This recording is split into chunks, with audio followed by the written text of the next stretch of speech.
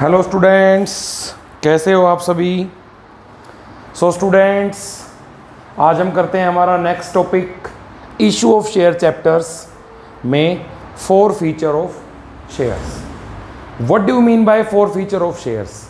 It is the process of cancellation. It is the process of cancellation. जैसे कि हम हमारे इससे पहले के पास्ट टू पास्ट मतलब सेकेंड लास्ट जो हमने टॉपिक किया था उसमें हमने एक टॉपिक पढ़ा था calls in arrears. Calls in arrears students क्या था बेसिकली कि some of our shareholder not paid their due calls on time. कई बार हमारे कुछ शेयर होल्डर्स क्या होता है कि वो अपनी ड्यू कॉल्स को, जो भी उनमें हमने ड्यू की है, उस ड्यू कॉल्स को पे नहीं करते हैं टाइम पे। अगर वो उस पैसे को टाइम पे नहीं करेंगे तो डायरेक्टर, कंपनी के डायरेक्टर के पास एक राइट होता है, डायरेक्टर चाहे तो उन शेयर्स को कैंसल कर सकता है। डायरेक्टर चाहे तो शेयर को कैंसल कर सकता है। क्यों? क्योंकि उन्होंने पैसा पूरा पे नहीं किया। तो कॉल्स इन एरियर अगर वो टाइम पे नहीं कर रहे हैं अपने एरियर से अपनी ड्यू कॉल्स को, तो director has right to cancel their share and the process of cancellation of share is called 4 feature of shares. तो कैंसलेशन, शेयर को कैंसलेशन करने की प्रोसेस को हम क्या कहते हैं स्टूडेंट्स? 4 feature of shares. और ये शेयर कब फॉरफिट किए जा सकते हैं? ये शेयर स्टूडेंट्स कभी भी फॉरफिट किए जा सकते हैं। इवन आफ्टर अलॉटमेंट, हम आफ्टर अलॉटमेंट भी इसको फॉरफिट कर सकते हैं। And after also after first call and also after final call. हम कहीं पर भी कभी भी उस शेयर होल्डर के शेयर्स को फॉरफिट कर सकते हैं। अगर कोई शेयर होल्डर हमें अलॉटमेंट की पेमेंट नहीं कर रहा है तो उसके शेयर अलॉटमेंट के बाद भी फॉरफिट किए जा सकते हैं। कोई शेयर होल्डर हमें फर्स्ट कॉल की पेमेंट, अलॉटमेंट और फर्स्ट कॉल की पेमेंट या सिर्फ सेकंड कॉल या फर्स्ट कॉल की पेमेंट नहीं कर रहा है तो उसके शेयर फर्स्ट कॉल के बाद भी फॉरफिट किए जा सकते हैं। या किसी शेयर होल्डर ने हमें फर्स्ट और फाइनल कॉल या सिर्फ फाइनल कॉल की पेमेंट नहीं की, उसके शेयर फाइनल कॉल के बाद भी फॉरफिट किए जा सकते हैं। 4 फीचर मींस कैंसलेशन। अब 4 फीचर में स्टूडेंट्स आपके 2 केसेस आते हैं। एक when share were issued at par, when share were issued at par. Issued at par का 4 फीचर स्टूडेंट्स अलग है। और दूसरा है हमारा when share were issued at premium, when share were issued at premium. तो आज हमारा टॉपिक है 4 feature of shares issued at par. 4 feature of shares issued at par, जो ओरिजिनली जिन शेयर्स को हमने पार पे इशू किया था, आज हम उन शेयर्स को फॉरफिट करना सीखेंगे।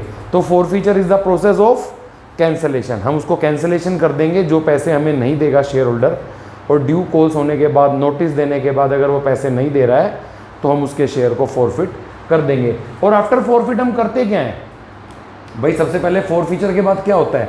4 फीचर के बाद हम उन शेयर्स को क्या कर सकते हैं? हम उन शेयर को कर देते हैं री इशूड।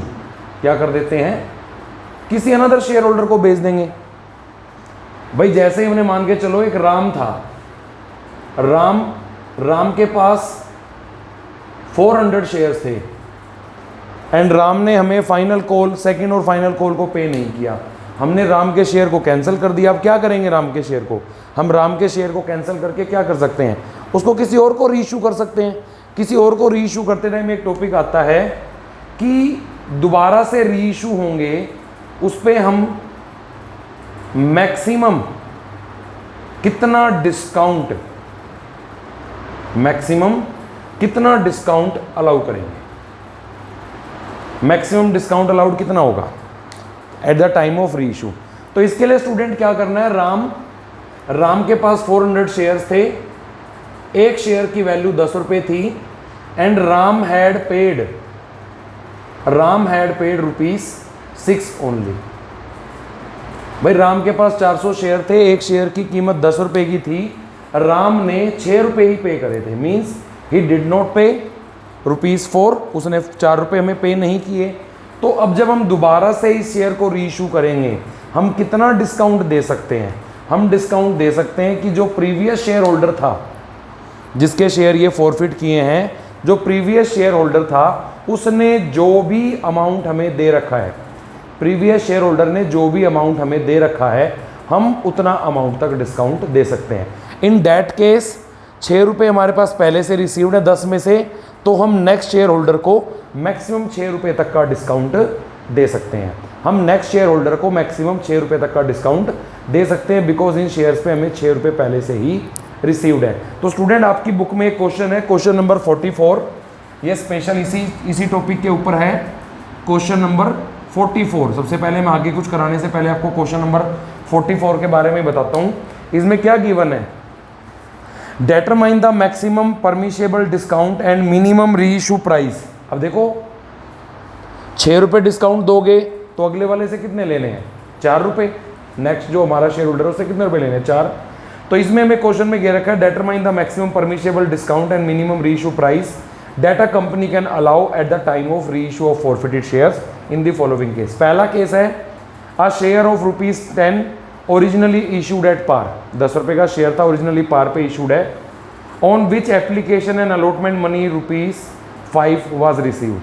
5 रुपये रिसीव्ड है, तो हम जो नेक्स्ट शेयर होल्डर है उसे 5 रुपये ही डिस्काउंट दे सकते हैं, क्योंकि पहले वाले ने हमें 5 रुपये पे कर दिए, तो नेक्स्ट वाले को हम, जो इसका हमारा फर्स्ट केस आएगा उसमें अमाउंट आएगा मैक्सिमम डिस्काउंट दे सकते हैं हम 5।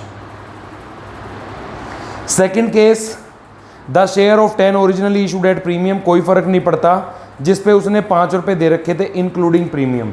इंक्लूडिंग प्रीमियम का मतलब है आप प्रीमियम एक्सक्लूड करके देखो, उसने हमें 4 रुपये दे रखे थे। अगर हम उसको एक्सक्लूड कर लेते हैं, क्योंकि 5 रुपये उसने प्रीमियम समय दिए थे, प्रीमियम को हटा देंगे तो उसने 4 दे रखे थे, तो हम मैक्सिमम नेक्स्ट शेयर होल्डर को री इशू के टाइम पे मैक्सिमम डिस्काउंट दे सकते हैं 4 रुपये।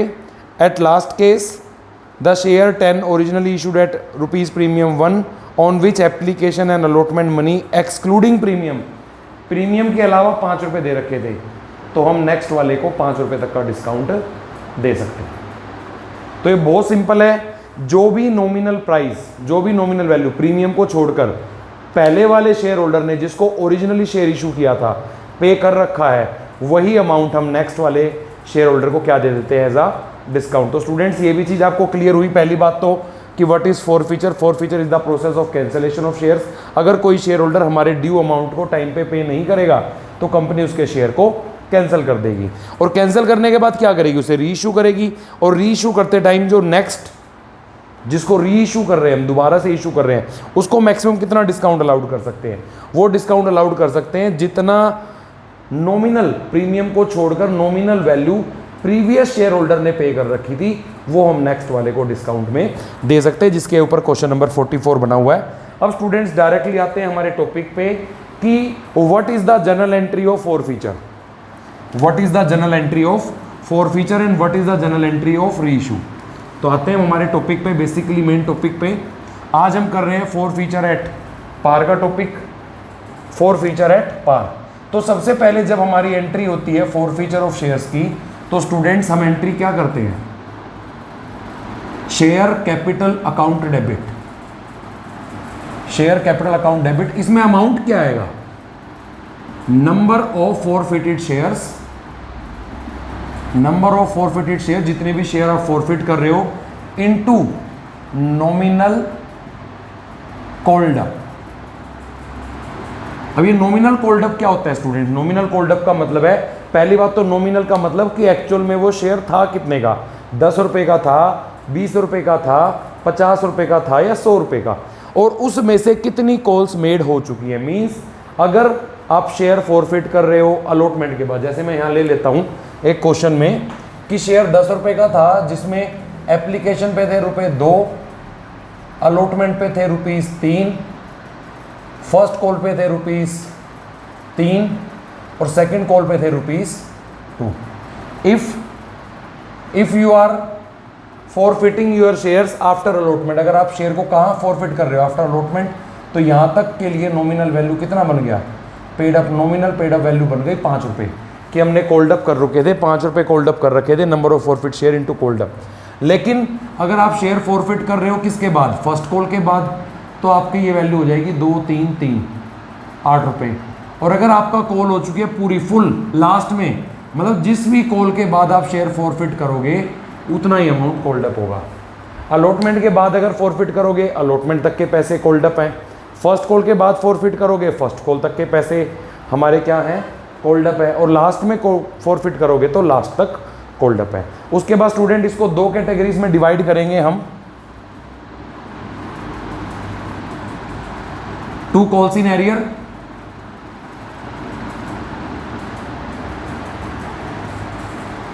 टू कॉल्स इन एरियर में कौन सा है, नॉट पेड अमाउंट, जो भी उसने हमें नहीं पे किया, और to share forfeiture account, इसमें आएगा उसका पेड अमाउंट जो हम फॉरफिट कर लेंगे। बहुत सिंपल एंट्री है, शेयर कैपिटल अकाउंट डेबिट होगा, जितने भी शेयर आप फॉरफिट कर रहे हो इनटू हमने उस शेयर होल्डर से कितने पैसे मांगे, मतलब कितनी कॉल्स मेड हो चुकी हैं। खाली एप्लीकेशन तो सभी देते हैं, फॉरफिट होता है तो अलॉटमेंट के बाद होता है, अलॉटमेंट के बाद फॉरफिट हो रहा है तो कॉल्ड अप 5 है, फर्स्ट कॉल के बाद फॉरफिट हो रहा है कॉल्ड अप 8 रुपीज़ है, और लास्ट में फाइनल कॉल के बाद फॉरफिट हो रहा है तो कॉल्ड अप अमाउंट है ₹10। प्रीमियम को इससे अलग रखें, पहली बात। अब सबसे पहले तो फॉरफिट की एंट्री करोगे, उसके बाद स्टूडेंट्स हम इसके बाद एंट्री करते हैं री इशू की। बाद में किसकी एंट्री होती है हमारी, री इशू की एंट्री होती है। री इशू के केस में हमारे पास 3 केस आते हैं। री इशू कर रहे हैं पार पे, पार का मतलब है हमारा 10 रुपये का शेयर था तो 10 में ही री इशू हो रहा है, मतलब हमें कोई नुकसान नहीं हो रहा। एक डिस्काउंट, ये डिस्काउंट भी कहाँ से देंगे, ये जो पहले वाले ने पैसे दे रखे 10 का शेयर 8 में या कुछ भी, और एक आपका है इसमें एट प्रीमियम। कई बार हमारी लॉटरी लग जाती है कि हम दोबारा से शेयर को री इशू कर रहे हैं, उस पर भी हमें ज़्यादा पैसे मिल जाते हैं। मतलब री इशू का मतलब है कई बार हमारा 10 रुपये का शेयर सिर्फ 8 रुपये में ही री इशू होता है, 10 में भी री इशू हो सकता है, ज़्यादा पैसे में भी री इशू हो सकता है। तो अगर वो उतने ही पैसे में री इशू हो रहा है तो डैट मीन्स हमें ना तो कोई लॉस हो रहा है ना कोई प्रॉफिट, तो इसमें एंट्री हो जाएगी हमारी bank account debit to share capital account. अगर डिस्काउंट, अभी डिस्काउंट कहां से देंगे, जो ये 2 रुपये का लॉस हो रहा है या हो सकता है 7 में री इशू हो रहा है 3 रुपये का लॉस हो रहा है, ये कहां से, ये इस पैसे से, इस अकाउंट से इस डिस्काउंट को, लॉस को मेट करेंगे। तो एंट्री हो जाएगी bank account debit share forfeiture account debit to share capital account. मतलब ये लॉस हम इस पैसे से पूरा करेंगे, क्योंकि मैंने बताया था कि हम नेक्स्ट शेयर होल्डर को डिस्काउंट दे सकते हैं कितना, जितना पहले वाले शेयर होल्डर ने पैसा दे रखा है। और प्रीमियम के केस में इसमें तो हमें फ़ायदा हो रहा है, तो इसकी एंट्री होगी bank account debit to share capital और टू सिक्योरिटीज प्रीमियम रिजर्व। तो स्टूडेंट्स ये आपकी एंट्रीज हैं किस केस में, री इशू के केस में आपकी एंट्रीज हैं, इसको सभी को देख लें। Reissue can be made at par, same value, जितने की वैल्यू से शेयर था उतने में री इशू हो रहा है, तो bank account debit to share capital. Discount bank account debit share forfeiture account debit to share capital, और premium bank account debit to share capital to security premium reserve. ये री इशू की entry है। फिलहाल आज आपको इसकी entry सी सीखनी है। आज आपको सिर्फ बेसिकली क्या करना है, इसका सिर्फ मैं बेसिक बता रहा हूँ, एंट्री सीखनी है। और उसके बाद जो शेयर री इशूड हो जाते हैं, मीन्स जो शेयर्स री इशू हो जाते हैं, उन री इशूड शेयर्स का शेयर फॉर फ्यूचर अकाउंट, री इशूड शेयर का फॉर फ्यूचर अमाउंट कौन सा, बैलेंस, बचा हुआ फॉरफिट अमाउंट कहाँ ट्रांसफर कर देते हैं हम उसे ट्रांसफर कर देते हैं कैपिटल रिजर्व में। जो शेयर्स फॉरफिट हुए उनका पैसा हमने जब्त कर लिया। ये पैसा हमने क्या कर लिया स्टूडेंट, इसको हमने जब्त कर लिया, ये पैसा हो गया कंपनी के द्वारा जब्त। भाई ठीक है, तू पैसे नहीं दे रहा, जो तूने दे रखे हैं वो हम रख लेंगे। अब उसमें से कुछ डिस्काउंट हो सकता है हमें देना पड़ जाए री इशू पे, नहीं भी देना पड़ सकता है, देना भी पड़ सकता है, या फिर हमें फ़ायदा भी हो सकता है। तो जो शेयर्स हमारे री इशू हो जाते हैं, जो शेयर्स क्या हो जाते हैं, री इशूड, री इशूड शेयर्स का balance share for future transfer हो जाता है कैपिटल रिजर्व में। तो आपको फॉर फ्यूचर के केस में स्टूडेंट्स 3 एंट्री सीखनी है। फिलहाल आपको मैं सिर्फ एक थ्योरेटिकल चीज़ बता रहा हूँ जिसमें आप अपने क्वेश्चन नंबर जो कर सकते हो आज के जो आपके क्वेश्चंस हैं वो क्वेश्चंस है 40, 41 एंड 44। जो आज आपके क्वेश्चंस हैं 40, 41 एंड 44 ये तो आपको करने ही करने हैं। और read the theory, read complete theory of 4 feature of shares. 4 feature process of cancellation, cancellation की प्रोसेस है जिसमें अगर कोई शेयर होल्डर हमें पैसे नहीं देता है तो हम उसके शेयर को कैंसिल कर देते हैं। और कैंसिल करने के बाद करेंगे क्या, हम उसे कर देंगे दोबारा से री इशू। क्या कर देंगे, उसे दोबारा से री इशू करेंगे। और री इशू करने के बाद अगर हमारा फिर भी कुछ पैसा बच गया, कौन से पैसे में से, जो पिछले वाले ने दे रखा था, वो हमारा कैपिटल गेन है, उसे हम ट्रांसफर कर देंगे कैपिटल रिजर्व में। तो स्टूडेंट्स ये आप पहले इसकी आज जर्नल बेसिक थ्योरी पढ़ें, कुछ स्टार्टिंग के क्वेश्चंस करें, उसके बाद आगे का क्वेश्चन नेक्स्ट लेक्चर में हम कंप्लीट करेंगे। Thank you, have a nice day.